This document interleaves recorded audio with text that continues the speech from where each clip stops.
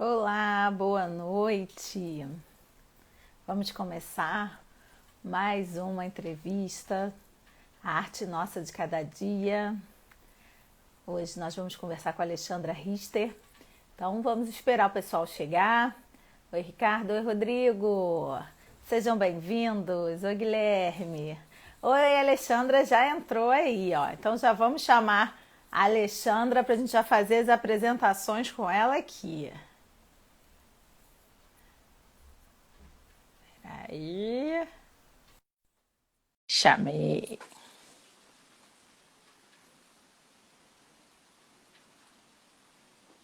Oi, Carla! Oi, tudo bom? Tudo bem? Tudo bom? Tudo Posso te bom? chamar de Chandra?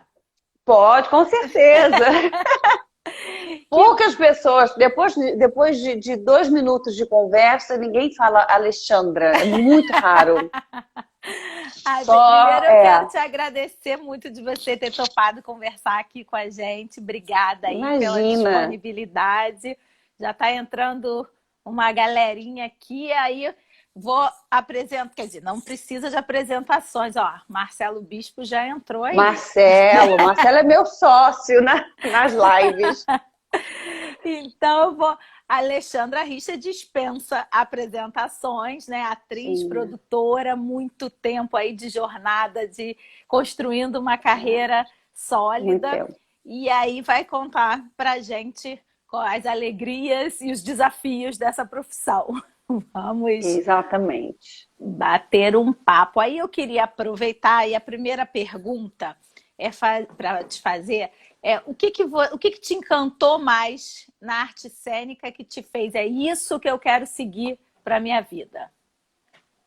Olha, eu acho que contar histórias, né? E fazer rir, fazer emocionar.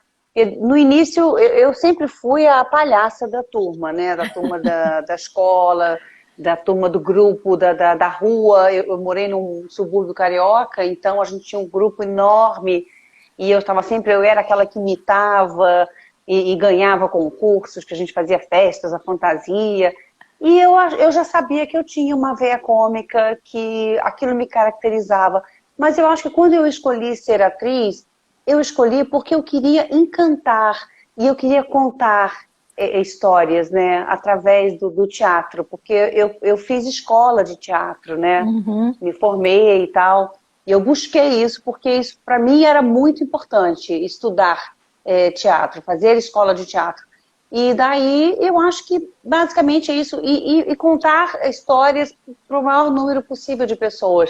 Assim, não passava pela minha cabeça ser famoso, fazer novela, isso era uma coisa até que estava muito distante. O que eu queria desde o início é escolher a arte e quero viver dela. Eu quero conseguir num país, né, que, enfim, que não valoriza a cultura, viver disso. Esse era meu pensamento quando eu Aí, escolhi, né?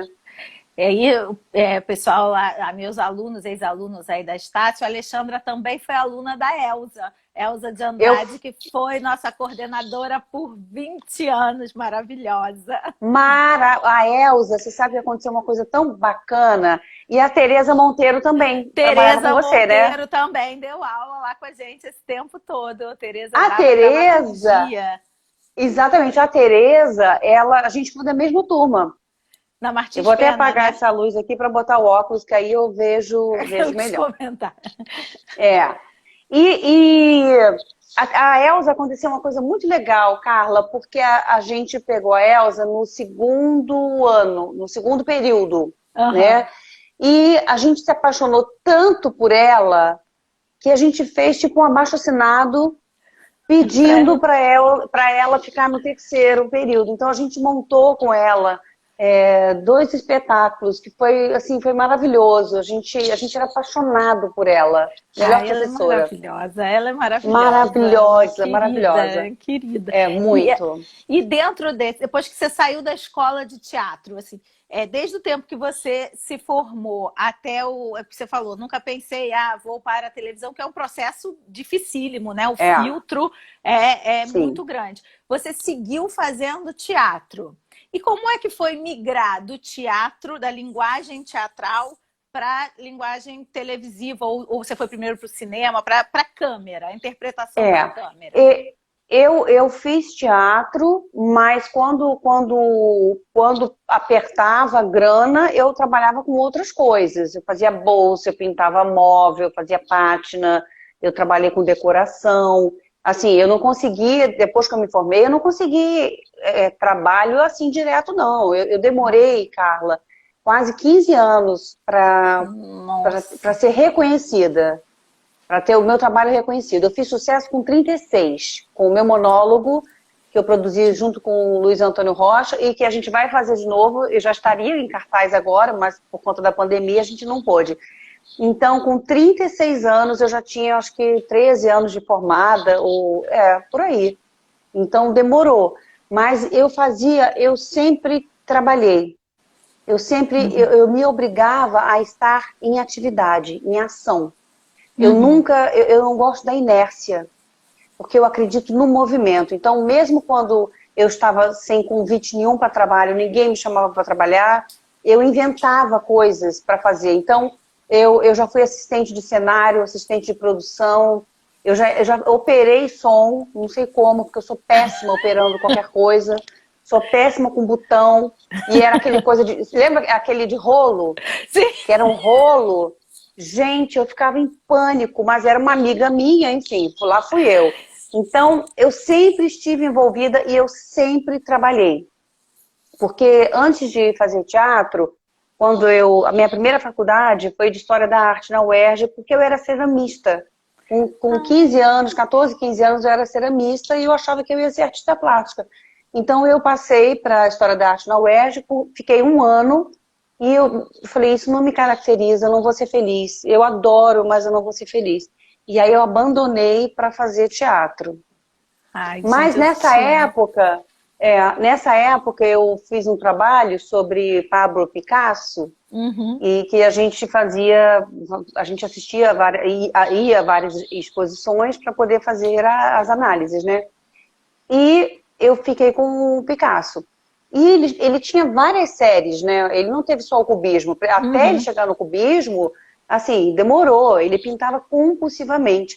E tinha uma frase no meio dessa exposição que falava mais ou menos assim, que ele falava assim, que o sucesso chegue não depende de mim, mas posso garantir que estarei trabalhando quando ele bater na minha porta. Ai, que e lindo. aquilo me marcou muito e virou um mantra para mim.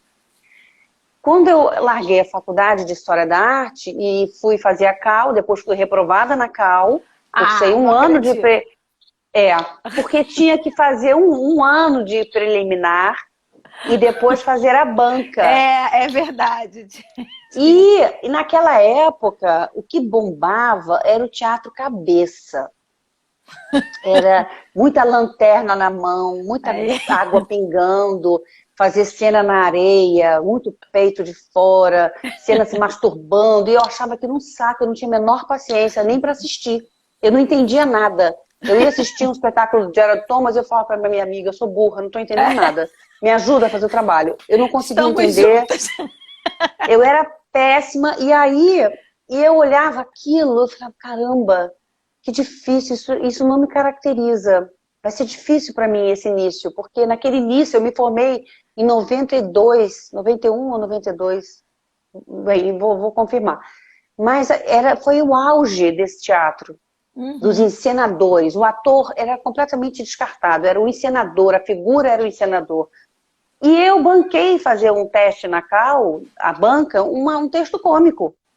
Porque era o que eu sabia fazer, era o que me caracterizava. E aí, obviamente, eu fui reprovada, claro, né? Imagina, você acha? Gente, que inacreditável isso! Aí eu fui reprovada, Aí você foi reprovada para 5 anos depois, 10 anos depois, chegar o Paulo Gustavo fazer a mesma coisa na CAL, né? Com a pois é, dele. Mas você vê como é que... Um tempo depois, né? Isso não é uma crítica à CAL. Não, simplesmente, sim, era simplesmente da época, né? Naquela época, eles achavam que o meu perfil não se encaixava. Embora desde sempre, eu tenho na minha cabeça que na arte não existe o perfil. né? Isso é uma coisa que limita, né? Porque você vai Isso é uma coisa que você limita, não encaixa, não né? encaixa porque o Eles, artista ele eles pode ser plural, né? reprovarem uma candidata que já cursou um ano, que era ótima aluna, que tirava notas boas, e na banca, porque não eram os mesmos professores, né? Uhum. Aí, aí a gente, eu tinha uma melhor amiga, a Carminha, e o GG, né? Aí a gente desceu a escadaria, a Carminha péssima. Isso tem mais de 30 anos, né?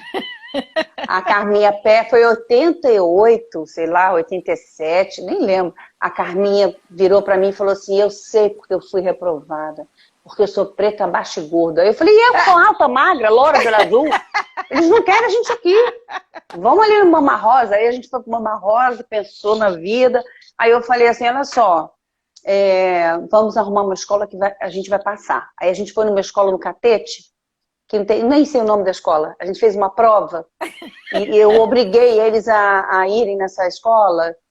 E a prova era assim: quem foi Nelson Rodrigues? Governador do Rio de Janeiro, prefeito da Guanabara. Era uma coisa absurda. Dramaturgo brasileiro. Aí a gente passou. Eu falei: gente, a gente passou. Eu falei pra vocês que a gente ia arrumar uma escola pra passar.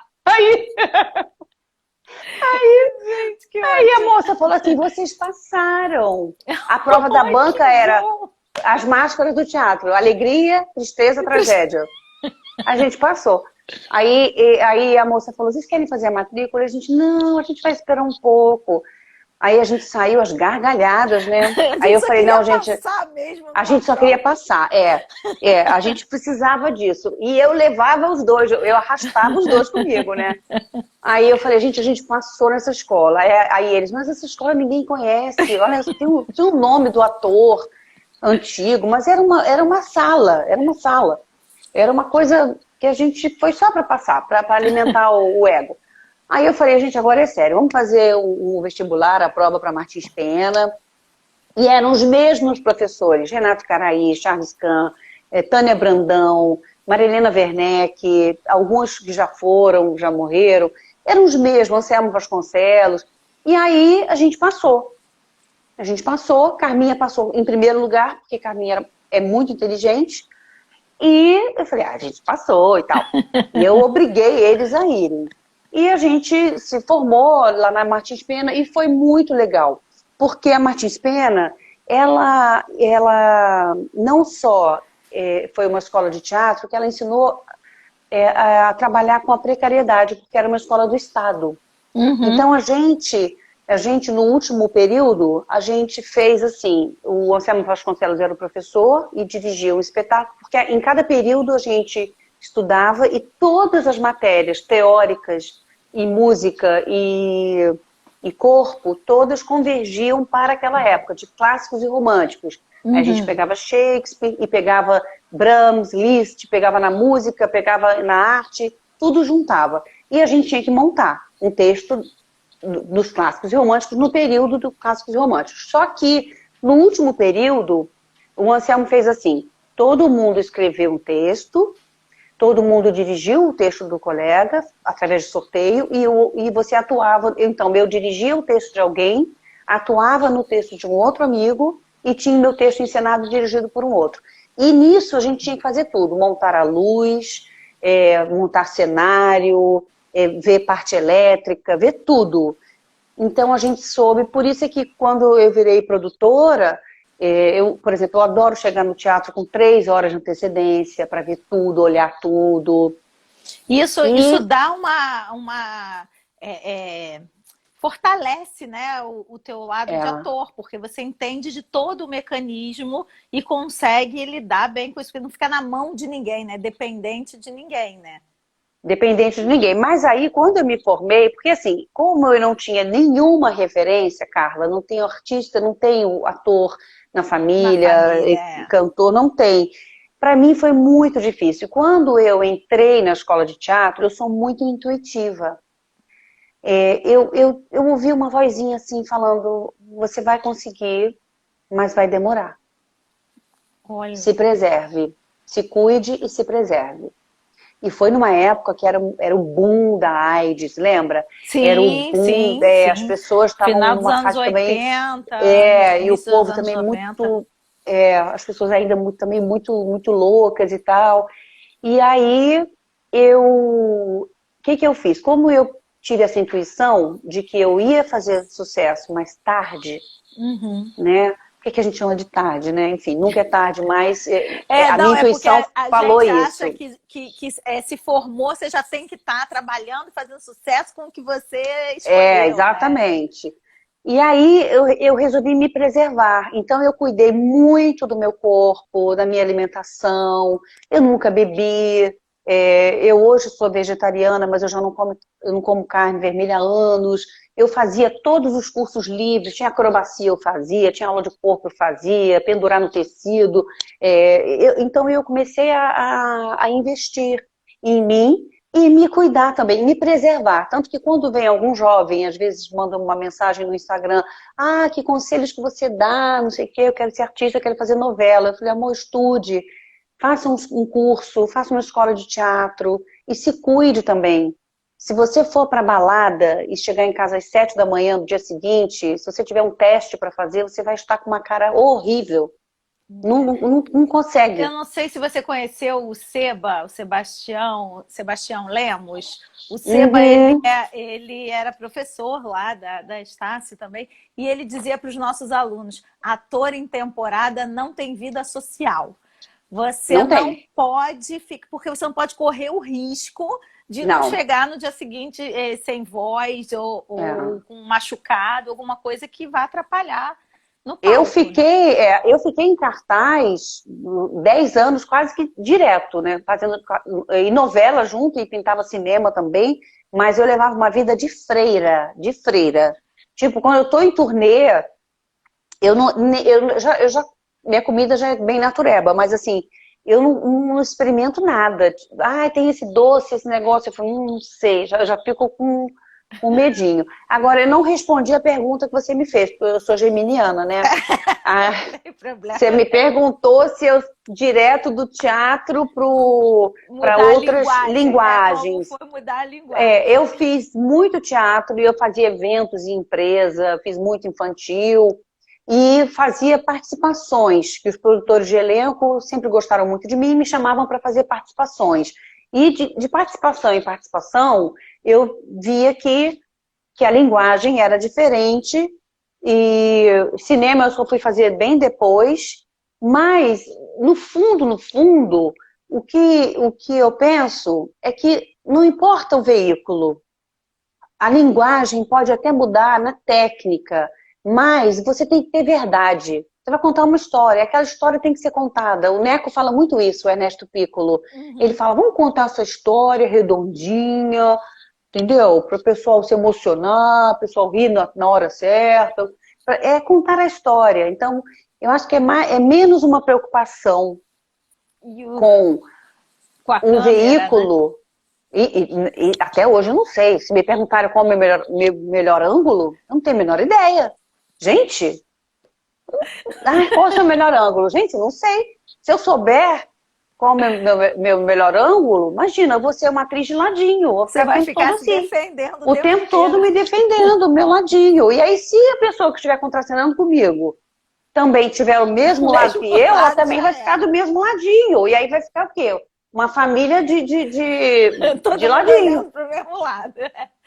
E isso na minha cabeça, isso não existe.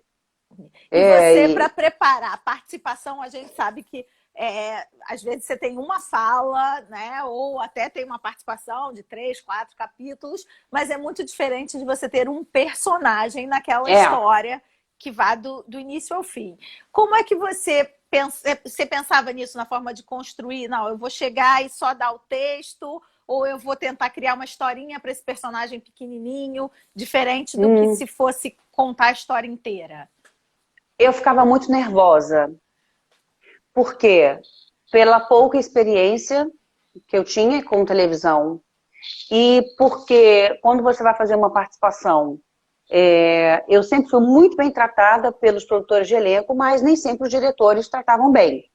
Às vezes as pessoas eram grossas porque não tinham paciência, né? Nem todo colega de elenco É passava texto. receptivo, é verdade. Gente, essa é a realidade, Não é óbvio. verdade? Vai dizer o quê? Todo mundo fofo? Não, tem gente que nem olha na cara. E aí, o que eu pensava, primeira coisa que eu pensava era, eu preciso me blindar emocionalmente. Por quê?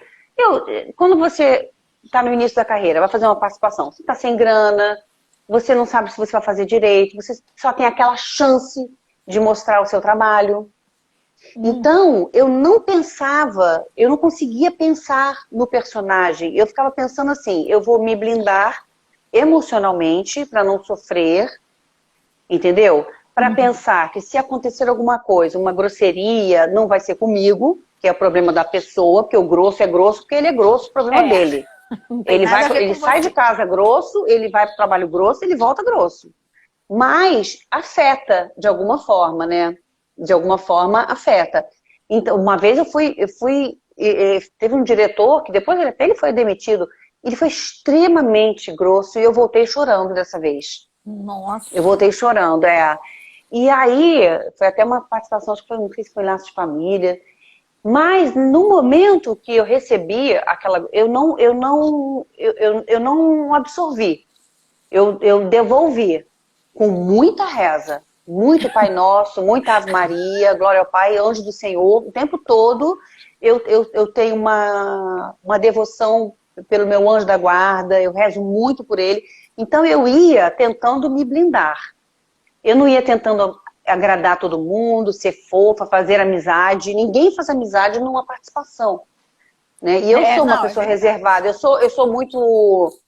gente, como ser grosso com uma fadinha. Ai, que fofo! Que lindo! Tem várias pessoas aqui já passando, dizendo que estão morrendo de rir com essa história, adorando. Que fofo! Esse é o Lucas, meu aluno, um dos meus Ai, melhores Lucas! alunos, por sinal.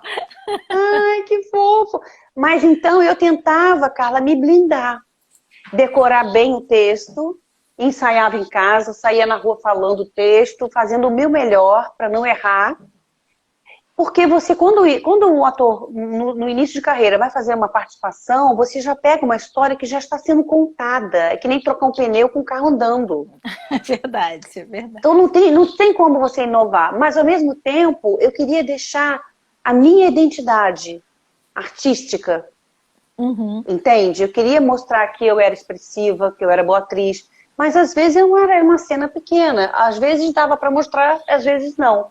Então, e depois de um tempo, quando eu comecei a fazer novela com personagens grandes e consistentes, eu contratada da emissora... eu ia te perguntar isso. Como é que foi, assim, quando veio o primeiro... Nossa, esse é o primeiro personagem, eu vou fazer a novela inteira agora. Aí, não, só para fechar essa parte, quando chega alguém para fazer uma participação, primeira coisa que eu pergunto, quer passar texto?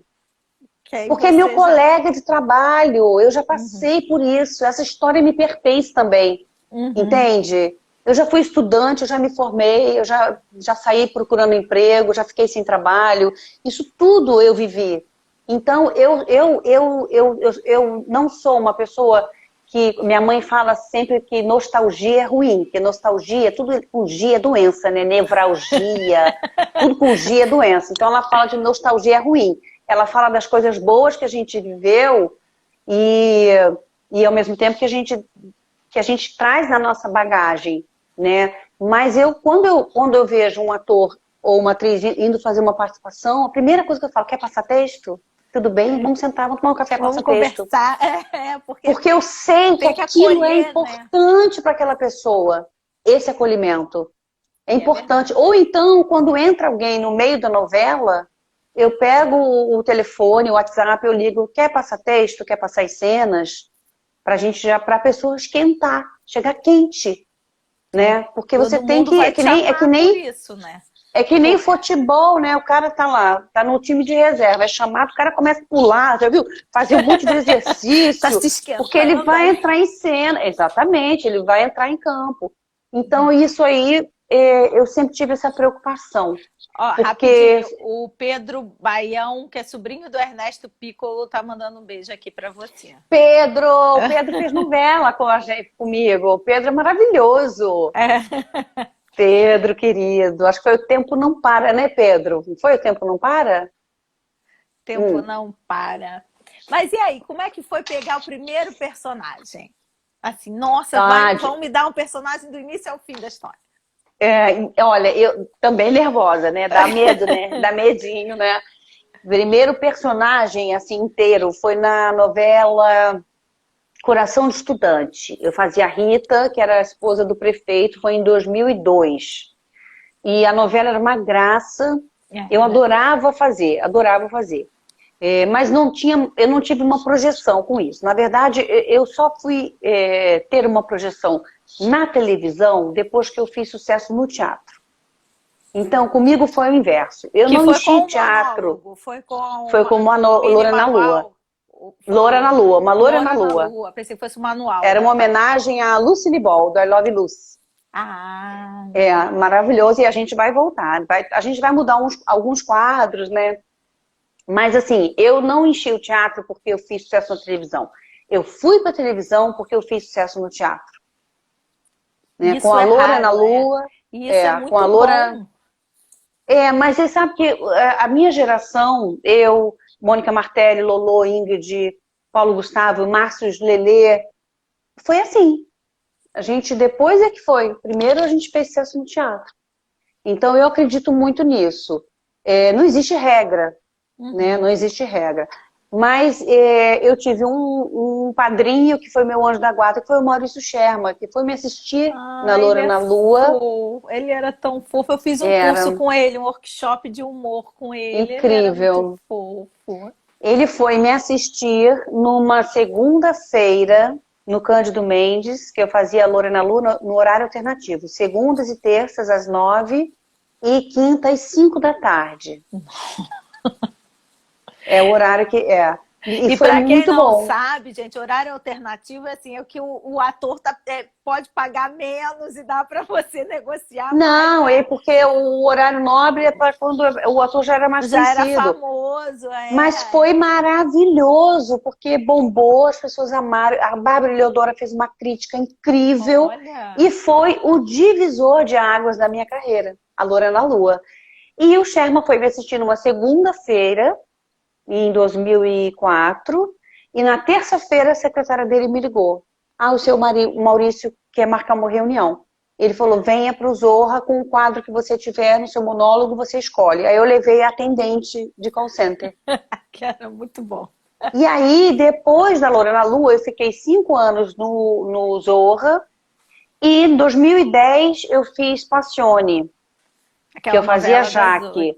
E a personagem, ela era uma personagem pequena, mas a personagem depois cresceu, teve uma história, teve final e tudo, porque eu já estava fazendo muito sucesso no teatro com a história de nós dois, em 2010. Essa peça é maravilhosa. Não ia voltar agora também? A gente ia continuar uma turnê, o Mohamed Rafouch está fazendo, mas, enfim, por causa da pandemia, teve que parar.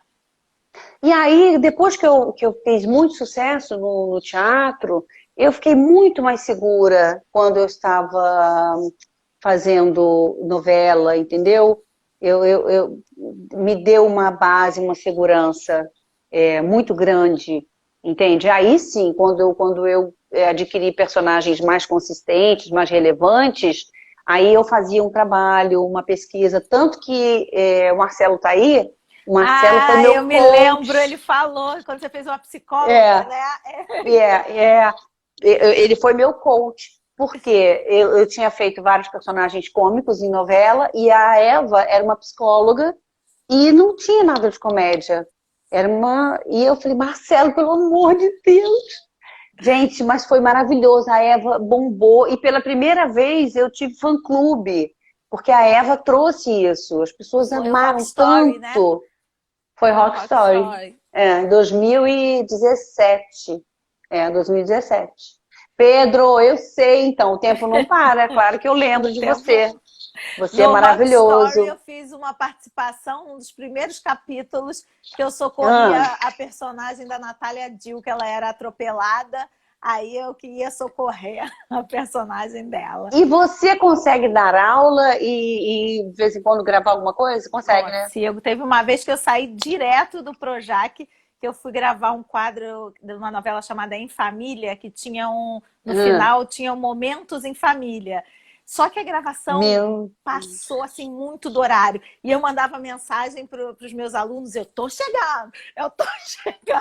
Eu fui direto, mas o Projac aqui em Vargem Grande, né? E eu dando aula na Estácio aqui na Barra, então eu consegui. Dá para conciliar, dá para conciliar. A Estácio são quantos anos do curso? Agora são 4 anos, porque é licenciatura. É licenciatura em teatro. Que ó, tô bem, Pedro, tô ótimo. Em casa, né? Todos em casa. Mas aí me conta como é que foi essa questão do ficar marcada muito tempo por personagens cômicos, para você como atriz mostrar o seu outro lado, que você também podia fazer coisas diferentes da comédia. Então, sempre quando eu já estava bombando já no teatro e tudo com comédia, às vezes ia dar entrevista e muitos jornalistas perguntavam: você tem medo de ficar rotulada e de ficar muito caracterizada como uma atriz da comédia? Eu falei: olha, eu não me preocupo com isso. Porque a comédia me trouxe sucesso, reconhecimento, dinheiro, eu comprei apartamento com comédia, então eu não tenho o menor preconceito. Né? Porque as pessoas... Oi, Magali, minha sogra entrou aí. Então, eu nunca tive essa preocupação, até porque eu sabia que... Eu pensava assim, gente, eu demorei tanto para fazer sucesso que as coisas comigo são assim, são mais lentas, né? Eu tinha uma amiga, né, quando eu trabalhava em loja, ela falava: Xandinha, você tem talento, mas talento, né, podia estar mais rápido. Eu falava assim, na época. Então, eu sabia que o momento ia chegar de mostrar todo o meu trabalho. E no teatro isso aconteceu. Né? Na história de nós dois, tem cena dramática, tem cena de briga, chora. E no divã também, na peça que eu fiz, divã. No divã no filme. Oi, Márcia! No divã eu chorei horrores com você. No filme, a Mônica, aquela cena é muito emocionante. Então, assim, as coisas vão surgindo. E a gente não tem que ter uma preocupação de ficar mostrando, olha como eu também sou uma atriz, que eu faço chorar, que eu faço rir, que eu posso fazer... alguns diretores e autores reconhecem, eles têm esse olhar diferenciado e falam assim, vou fazer. Eu lembro que quando eu estava fazendo, eu saí da Loura na Lua, depois eu viajei com uma peça até do Valcir Carrasco, depois eu fui fazer Salada com o Luiz Salem, que era uma comédia. Lá, Magali. Xanda, até descrição. Até descrição de desastre com a Xanda a gente ri. A minha sogra. Pior que é mesmo, né, Magali? Pior que é verdade. E ela não consegue nem segurar, minha sogra. Ela ri, eu falo as coisas, mesmo que se eu estiver contando uma tragédia, ela ri. Aí isso, eu tô falando, vem, então o personagem vem, a história vem ao nosso encontro. A gente não tem que ter uma preocupação de ficar provando, que eu sou, entende? Não precisa. O momento vai chegar, entendeu? A Marcinha tá aí também. A Delica, hein? E o que você gosta mais, ou onde você se sente mais à vontade? No palco, no cinema ou na TV? Eu amo os 3 veículos. E acho que nos 3 a gente faz teatro. Sim. No cinema eu faço teatro, na TV eu faço teatro, no teatro eu faço teatro. Porque é minha base, é que nem o balé. O cara dança tudo. Mas o balé tá ali, tá em tudo. Se o cara for dançar salsa, se ele for bailarino, o balé vai estar lá. Assim, o que acontece eu me realizo nos 3. Quando eu tenho bons papéis, quando eu estou contando uma história boa. Agora, no teatro, como eu também produzo e eu escolho os meus projetos, no teatro eu protagonizo. Sim. Entendeu? Eu ainda não tive essa chance, nem na televisão, nem no cinema. Ninguém nunca me convidou para fazer um papel muito relevante. Assim, em novela, eu acho que o mais relevante foi a Sônia Sarmento de Cheias de Charme, que era uma personagem que tinha muita importância na trama. Quando eu falo relevante, não é papel grande, papel pequeno, é um papel que tem a relevância na trama. né? E tem importância para a trama, exatamente. E aí, nesse sentido, o que eu mais amei fazer foi Sônia Sarmento. Mas no teatro, eu protagonizo. Então, eu estou em contato com o público, eu recebo todo aquele carinho, os aplausos. Não, que na televisão eu não receba, mas na televisão você fica à mercê. Quem manda em novela é quem escreve. Quem Você manda em fica à mercê de cinema quem escolhe. quem manda em novela é quem escreve. O autor tem o poder. Ele mata, ele se não gostar, ele tira, ele inverte, ele te bota no núcleo do outro, a santa vira puta, a assassina vira santa, pode tudo. E no cinema é o diretor. Eu acho que é óbvio que com raríssimas exceções, mas a estética, todo o conceito é o diretor. E no teatro, quem manda é o ator.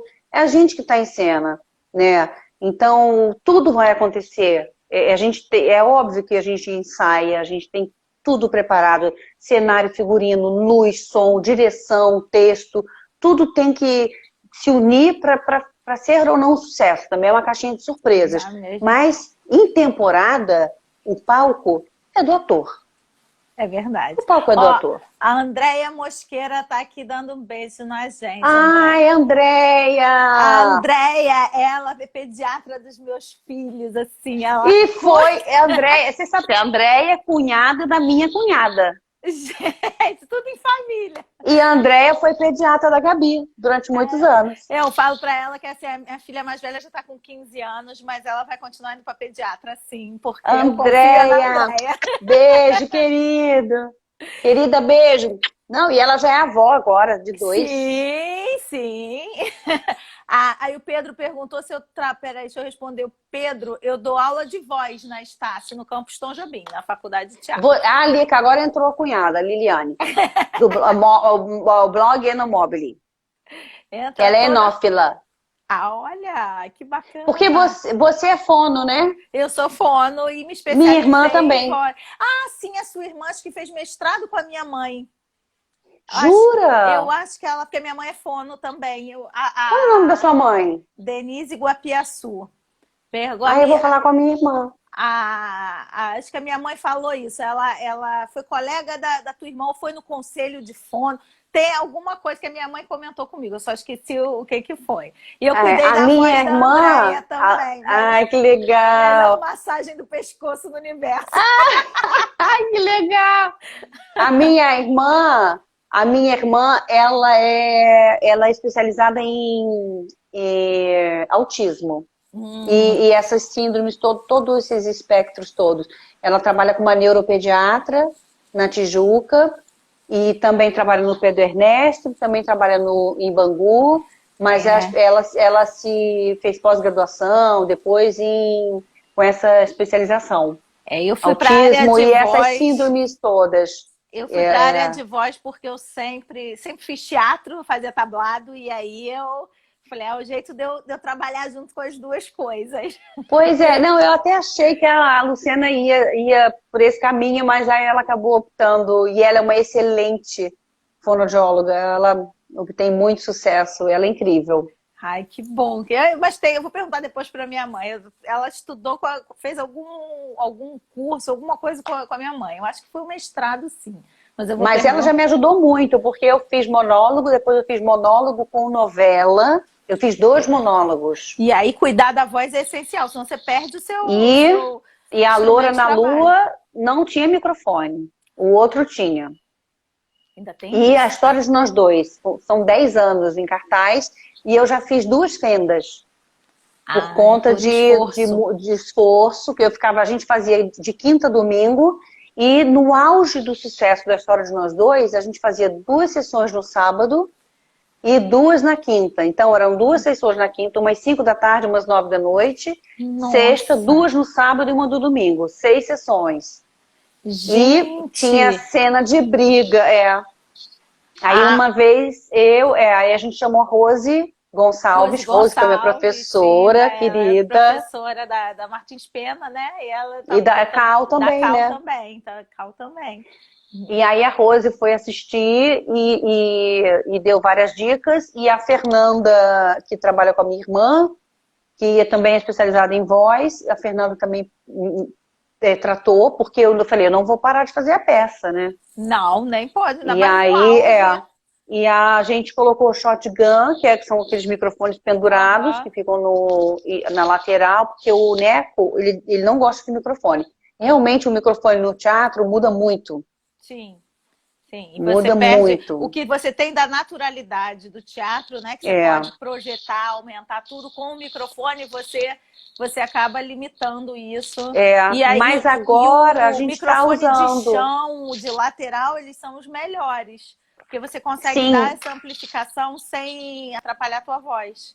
Mas a gente agora usa, porque às vezes a gente vai fazer peça num teatro de 3.000 lugares, não tem como. Não tem condição.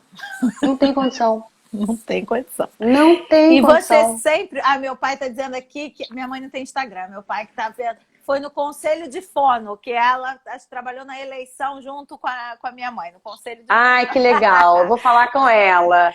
E falando nessa parte de voz, então você sempre aquece a voz? Sempre. Eu aqueço e desaqueço. Olha que espetáculo, gente. Porque a maioria dos atores não desaquece a voz depois. Não desaquece, não. E o pessoal sai, depois vai pro bar, toma cerveja. O que que acontece? A gente sai aqui, né? A voz aqui, né, gente? Sai aqui, desse jeito. Aí vai dar beijinho. Eu sou aquela atriz que depois eu saio, eu vou lá pra fora, dou beijinho em todo mundo. Porque as pessoas saem de casa, compram ingresso, pegam o carro, enfrentam um tiroteio, arrastão, chuva, enchente, para me assistir. E depois ainda vai jantar fora. Então, ir ao teatro é um evento. Sim. As pessoas se arrumam. Então, as pessoas querem ver o artista. Então, eu nunca saí pelos fundos. Eu acho que isso para mim, isso não existe. Como atriz e produtora de teatro, primeiro que eu acho o óleo cafonalha, né? Pô, sai escondidinho assim. Gente, é que nem médico. Odeio paciente, odeio doente. Tem horror de doença, tem horror de doente. Gente, isso não existe. É verdade, não tem condição. Tem condição, gente. Eu fui assistir o mini manual da qualidade de vida e você foi no final depois, cumprimentei claro. você no final da peça. Eu acho que, olha, as únicas vezes que eu não saí foram as vezes que eu tenho enxaqueca, né? E às vezes eu já saí de cena para vomitar e voltei. Nossa. Mas aí eu saía direto para a clínica São Vicente. Quando eu estava na Gávea, eu fazia a peça, um refletor aqui, né?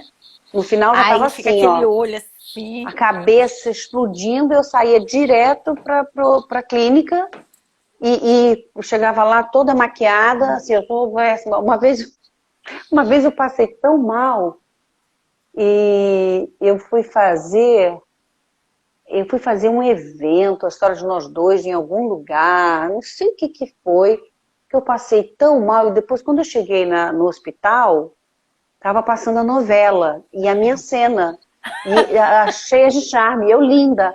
Aí eu assim, ó, olha só, eu sou linda, hein? Olha como eu sou linda. E vomitava, eu sou bonita, ó. Eu sou bonita, só assim não. Isso aqui não sou eu não.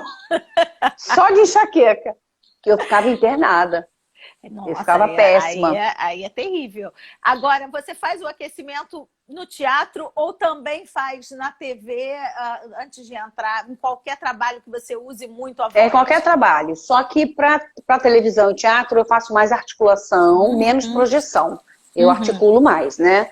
E no teatro eu faço tudo, corpo e voz. Quando acaba... A minha irmã passou na época e eu me hidrato muito antes e as poucas cenas em que eu tinha, porque é monólogo. No monólogo eu sempre dou um jeito de colocar copinhos e vou bebendo e nunca gelado, eu não bebo água gelada há muito tempo. Eu também não.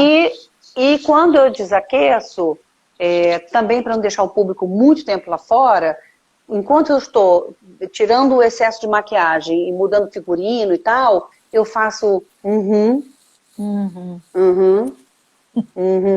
vou concordando. E vai até voltando com aí a o Wildo, que era meu diretor de cena, camareiro contra a regra, ficava assim, Xandinha, você não vale nada? Eu ficava, Xandinha, você vai me dar dinheiro?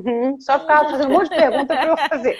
E aí eu fazia aquele também, tudo que eu fazia para cima, eu fazia para baixo. E aí eu me controlo para quando eu saio para falar com as pessoas, tentar já baixar. Gente, obrigada. Para não ficar aqui. Gente, obrigada! Obrigada, você veio! Ai, você gostou? Porque senão a gente fica aqui, E aí né? você vai ficar forçando, viu, meninos? Eu sempre falo isso, mas é bom eles escutarem de alguém que usa isso na prática, porque às vezes a gente fica assim, aquela professora chata que fica só dando regra para eles. Mas E outra bom coisa ouvir. também que eu não faço, quando eu já chego no teatro e vou me aquecer, vou aquecer voz, eu não falo mais no celular. Porque o celular, a gente usa um outro tom, Uhum. né? Porque a gente, quando o celular surgiu, né, a gente pensou, gente, as pessoas estão em movimento. Aí você Porque começa antes a era o falar fixo. mais alto. Quando a gente falava no fixo, a gente falava, alô? Oi, tudo bom? Oi, tudo bem? Tá, você tá sentada, tá no sofá, tá na cadeira. O celular, a pessoa fala, oi, tudo bem? E aí, a voz vai chamando a pessoa. Você imagina que a pessoa tá andando, tá fazendo alguma coisa. Olha só, precisa falar alguma coisa com você. E aí a gente já tá aqui. Aí o tom E já tá aí subindo também, né? já está subindo, porque a gente busca, minha irmã falava isso, a gente busca a pessoa que está em movimento. Por isso é que hoje em dia tem um WhatsApp, mas quando era só de falar, eu não falava de jeito nenhum. Isso é E bom, é aí várias disciplina, né? técnicas, né? Quando eu estava muito cansada ou quando eu estava rouca, e aí eu tentava, porque eu sou irmã de fono, né? Então eu cuido muito, né? É, Eu já não como muito chocolate, porque tem enxaqueca, né? Mas eu sempre dava preferência para uma maçã, uhum. entende? A maçã é Pra, excelente. E é, sempre tá hidratado. Isso é sempre. fundamental. Agora, vamos falar um pouquinho do filme da Minha Mãe é uma Peça? Vamos falar. Vocês fizeram esse filme, e o primeiro filme especial, você oscilou muito da comédia para um drama, né? Porque também tinha Foi. a cena lá mais forte, que ela perde o filho. E tudo. Como é que é estar num filme que é comédia, e comédia Paulo Gustavo, e de repente você ter que mudar toda aquela construção para pegar uma fala, um tom mais fechado, mais pesado? É, porque é uma característica também do Paulo, ele humaniza o personagem, tanto que a gente esquece, em nenhum momento você fica pensando que é um ator, né? É Uhum. muito humanizado e ele também trabalha com isso, né? Em todos os filmes tem emoção, sai de Tem. uma gargalhada. Eu adoro isso. Você tá dando uma gargalhada e de repente você vai para uma cena de emoção, porque a vida é assim. Às vezes a gente está conversando em família, entre amigos. Minha mãe é assim, minha mãe conversa e chora, se emociona, depois daqui a pouco a gente está dando risada. Isso que é o grande barato, né? A gente está com o coração aberto. E mais uma vez eu volto lá, como eu falei no início, é a história que a gente está sendo contada, né? É como Uhum. aquele texto foi construído. Tanto que nesse filme eu fui indicada a prêmio como melhor atriz coadjuvante. Sim. Eu achei que era trote das minhas irmãs quando me ligaram. Me ligaram da Academia Brasileira de Cinema. Alô, Alexandra, tudo bem? Da academia. Então, a gente queria muito que você fosse na premiação. Você recebeu o convite? Eu falei, recebi e tal. É porque você foi indicada pelo filme Minha Mãe é uma Peça. Melhor atriz coadjuvante. Aí eu, a Andréia, para, Mônica, Luciana, porque são 3 irmãs, né? Para, gente, palhaçada. Para com essa babaquice. Não, é sério. Eu falei, ninguém vai dar prêmio para atriz de comédia? Pô, palhaçada. Aí a moça falou, olha, eu vou desligar e vou ligar de novo. Ela desligou e ligou de novo. Aí ela falou, oi, Fulano. Aí eu falei, desculpa, eu achei que era um trote. Nunca pensei. Achei que era um trote. Aí fui indicada. Mas a gente fez a cena.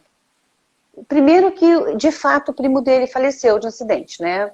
Sim, a Então era história muito é muito real. a história da vida dele, né? É. A gente filmou num cemitério lá em Niterói. Lindo lugar, lindo. Um gramado, tudo florido, muito bonito. E Paulo também, a cena foi linda, né? A cena foi muito Foi. bonita. E o diretor, ele deu todo o tempo pra gente. Porque assim, quando a gente assiste o filme editado, a gente sai de uma cena de comédia e vai para essa cena. Mas essa cena, quando foi filmada, ela foi filmada sozinha, só ela, né? Isolada do outro contexto. A gente não sai de uma coisa direto assim. Isso acontece, né? No divã aconteceu também e tal. Mas eu sou muito disciplinada, né? Eu sou muito concentrada, então eu tenho dificuldade para chorar em cena. Mas isso eu acho que é uma dificuldade de todo mundo que faz comédia, de chorar e ficar canastrão. Mas não tem uma questão assim, você também não acha que a emoção ela pode estar muito mais presente também no teu olhar do que com a lágrima em si? Sim, tanto que eu vi aquele filme do Coutinho, até que o Neco foi assistente de direção, que era um filme que tinha um depoimento de atrizes e tinha um depoimentos verdadeiros. Não sei se você lembra, eu esqueci o nome desse filme, gente. Pesquisa aí pra mim, do Eduardo Coutinho. Cenas, Ah, é são aquele, vários depoimentos, é não é aquele do maravilhoso. edifício não, né? Não, não é do edifício, é anterior. E a Marília Pêra tinha uma cena que ela falava assim, que a gente não sabia se a cena que a atriz fazia era uma cena ou se era uma coisa verdadeira. Mas ela falava assim, que ela tinha dificuldade também, ela falava, eu não consigo verter lágrimas, ela falava desse jeito, e que às vezes a emoção está no olhar. Exatamente isso que você falou. Mas tem uma geração que chora. Primeiro que eu choro horrorosa. Eu falo, eu fico cheia de placas vermelhas aqui. E eu fico vendo essas meninas novas, elas choram lindas, de lado, no ângulo da câmera, e sai lágrimas só. Gente, meu sonho é conseguir fazer isso. E continuar linda, chorando, e só chora, e o olho vai enchendo, e a lágrima cai. Uma lágrima, a pessoa controla a lágrima. Eu não consigo fazer isso, não. Gente, eu preciso fazer 10 Martins Pena. Caiu uma lágrima no ângulo. Eu já não sei nem qual é o meu melhor ângulo. Imagina chorar no ângulo. E aquela lágrima... E depois elas seguram e sai. Isso não é crítica, gente. Estou falando isso porque meu sonho é saber fazer isso. Imagina. Tem a menor condição de aprender a fazer isso.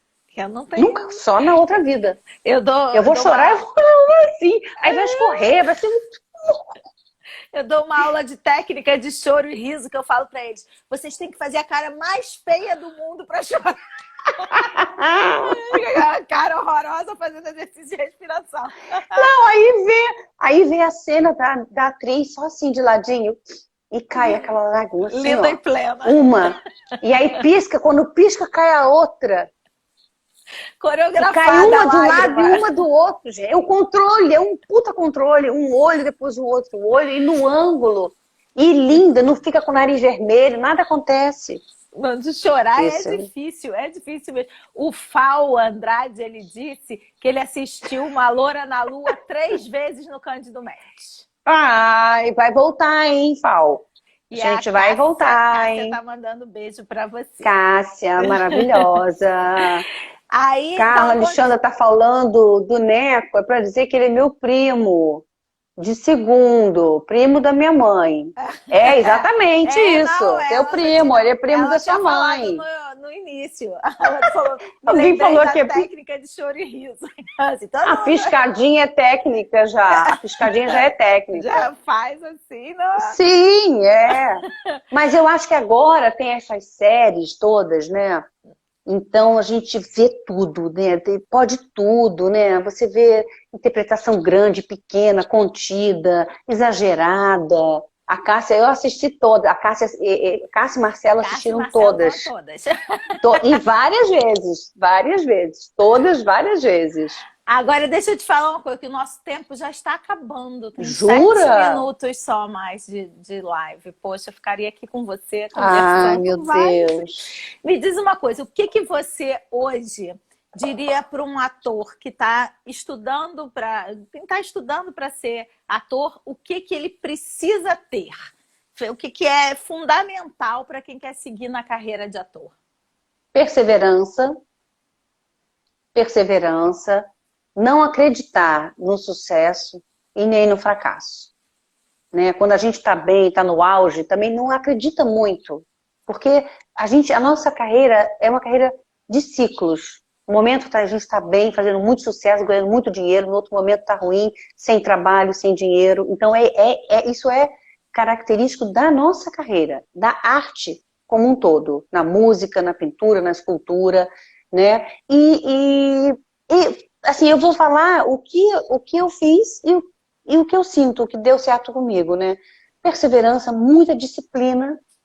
A gente tem que ter muita disciplina e, ao mesmo tempo, fé. Tem que estar tudo ligado, físico, mental e espiritual, né? No meu entendimento. Não adianta você só cuidar do estudo e fazer aula de corpo, de voz, de dança, de sapateado, se você está com a cabeça toda cagada e não está sabendo lidar com as barreiras que aparecem, e que são muitas. E outra coisa também, o não que a gente recebe não é um não pessoal. Ai, não é porque eu nunca achei assim, eu não sou boa, eu não sou talentosa. Eu sempre soube, eu sou ótima, eu tenho talento. Vai demorar, sim, vai demorar meu tempo. Eu nunca me comparei com amigas que faziam sucesso antes de mim, com quem ganhava mais dinheiro ou menos dinheiro. Eu nunca comparei. A gente, porque é que nem o céu, né? Tem estrela, você olha o céu estrelado, tem estrela brilhando o tempo todo. Algumas brilham mais, outras brilham menos. Tem seus tempos de existência, seu tempo de brilhar, seu tempo de ficar mais apagadinha. Então, é isso, é a gente ter esse contato, essa conexão com a natureza, com a espiritualidade e também cuidar da cabeça, entendeu? Cuidar da cabeça, é importante cuidar da cabeça. E assim, não pensar assim, eu só vou me realizar se eu estiver fazendo isso, lotando um teatro, ou se eu estiver fazendo uma novela. Não, apesar de eu não estar aonde eu quero, aonde eu mereço, eu estou trabalhando. Eu estou agindo. E acho que se juntar, se unir com uma galera, porque eu acho que o ator que se produz, o ator que tem uma turma, faz a diferença. Parceria é tudo. Ter parceiros, a gente tem que ter parceria. Tem que juntar, a turma está se formando, gente, vamos montar aqui a nossa companhia, vamos colocar um edital, tem o Sesc, tem o Correio, vamos fazer o que é possível fazer, vamos contar uma história, vamos nos unir, essas parcerias, e não sair isoladamente, tentando fazer com que enxerguem o seu trabalho. E hoje tem internet. Imagina, na minha época tinha que sair com a fita, aquela fita VHS, desse tamanho, videobook. Quer dizer, era tudo mais difícil. Então, eu acho que é isso. É cuidar desse tripé, é se preservar, é saber fazer as escolhas certas e não acreditar nos nãos. Eu recebi muitos nãos. Eu me formei, eu ia fazer teste, eu não passei em 98% dos testes que eu fiz. Por isso que eu virei produtora. Quando eu falei, ninguém me convida, ninguém me convida para trabalhar, quem vai me convidar sou eu. Eu e a minha turma, porque eu tenho uma turma, a gente tem uma turma gigante aqui perto de mim. Eu tenho Deus lá em cima, tenho os meus benfeitores espirituais, eu tenho uma falange aqui que foi minha companhia, entende? E por isso que eu bombei no monólogo. Mas eu estava sozinha em cena, mas eu não estava sozinha, porque eu tinha minha família, meu marido, que sempre me apoiou muito. Isso também faz parte das escolhas. Né? É verdade. Escolher com quem você vai se unir. Né? Meu marido falou, você vai conseguir. A gente vendeu o carro para fazer a Loura na Lua. Então, bacana. É parceria. Tudo é parceria. E é isso, gente. É seguir em frente, ter fé e acreditar. Ele aí botou coração, te amo, meu amor. Falei dele, já botou coração. Tá acabando, o Instagram tá dizendo que tem 1 minuto só pra gente. Ai, meu Deus! Despedir. Gente, beijos! Muito obrigada. Muito obrigada, Carla. Maravilhosa. Agradecer a todo mundo que assistiu aqui a gente. Vai ficar gravada essa live. Daí Marcelo, beijo, meu amor. Obrigada, Sofia. Sofia Naldinho, colega da minha filha. Te amo, meu amor. E estudante de teatro também. Então dá o seu tchau aí, Xandra. Porque olha, um beijo em todos. Um beijo. Meu marido entrou agora. Eu te amo, meu amor. Ele estava na aula. Um beijo. Beijo, muito obrigada. Beijo, Carla. Beijo. Como é que sai daqui? Para aqui, sair. Vou fechar aqui.